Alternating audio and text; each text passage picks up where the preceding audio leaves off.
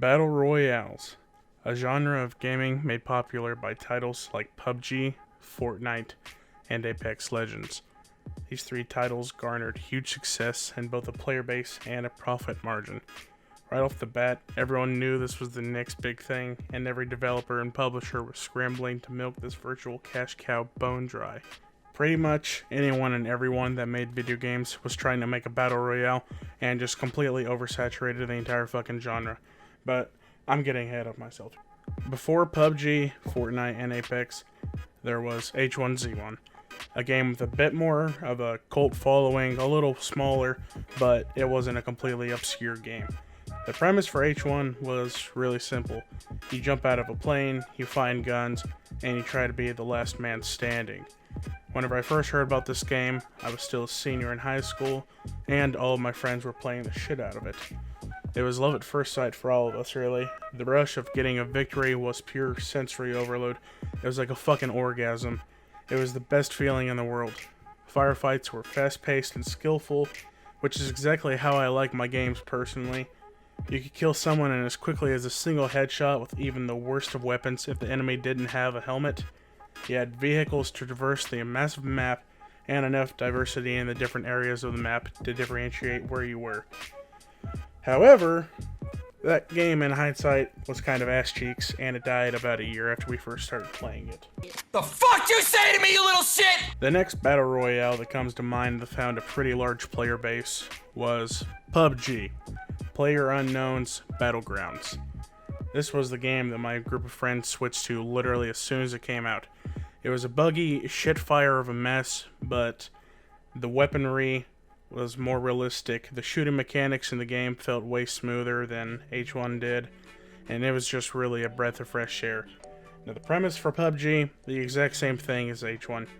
You jump out of a plane, you find guns, and kill everyone that isn't your friend. Are you starting to see a theme here? Now, around the same time that PUBG came out, Epic Games released their own take on the Battle Royale. You might have heard of it. Pretty small game, you know, pretty obscure. No one really plays it anymore. It's called fucking Fortnite, the autistic game of the year. 12-year-olds flocking from everywhere, pretty much, just living a power fantasy where for once they aren't the ones getting molested by their uncle. Instead, they're the ones that's fucking everyone else's asshole. Now, what's the premise for Fortnite? You jump out of a school bus this time, find guns that are lying around, and then you kill everyone that isn't your friend.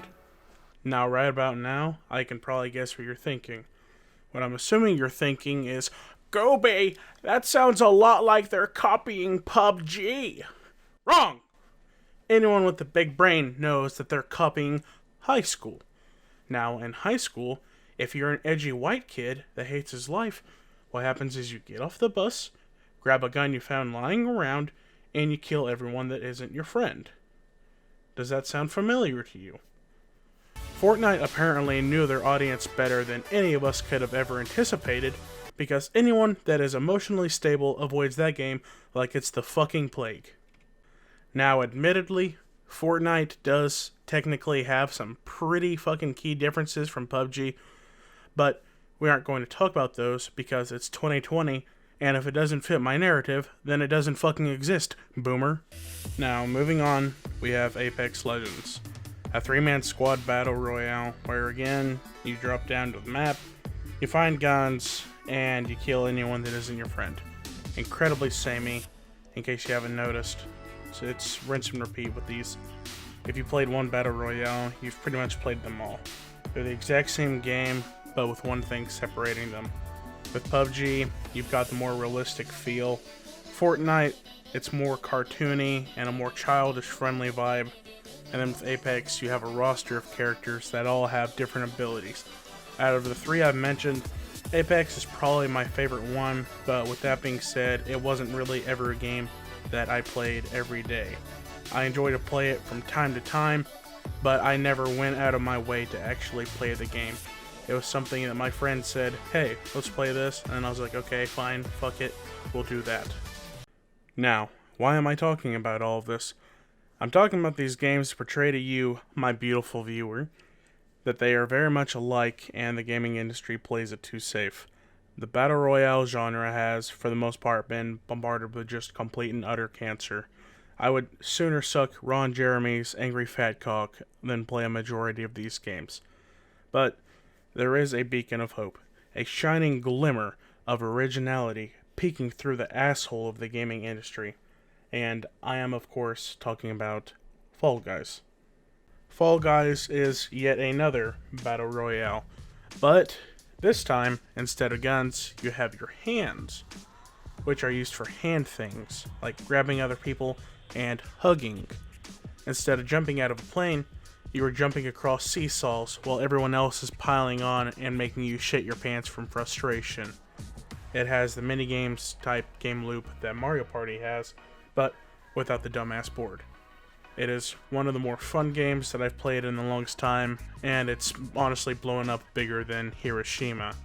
It went from being a game that no one knew about to a game that everyone was playing in basically a couple of nights. It's so big, actually, that Colonel Sanders himself is sucking at the tits of Devolver Digital, the people that published Fall Guys, and he's trying to get a KFC skin in the game. Fall Guys has become an internet sensation at this point.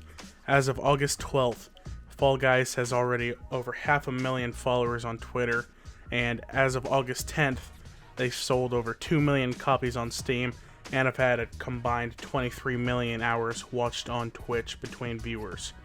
And it's for a pretty good reason as well. This game is fun as fuck. It isn't the same level as competition as League of Legends, where your ballsack is constantly profusely sweating and your teammates are calling you the N-word because you died once. It's more of a relaxed type of competition. You want to win, but it really isn't that big of a deal if you lose. Even if you are absolutely getting fucking destroyed, just getting your ass cheeks clapped every single round, you're still going to be having a good time regardless. It's a great game with a simple premise and an oversaturated genre, and it managed to stand out by being so boldly different. I can only imagine that in due time, we're going to have Fall Guy clones as well.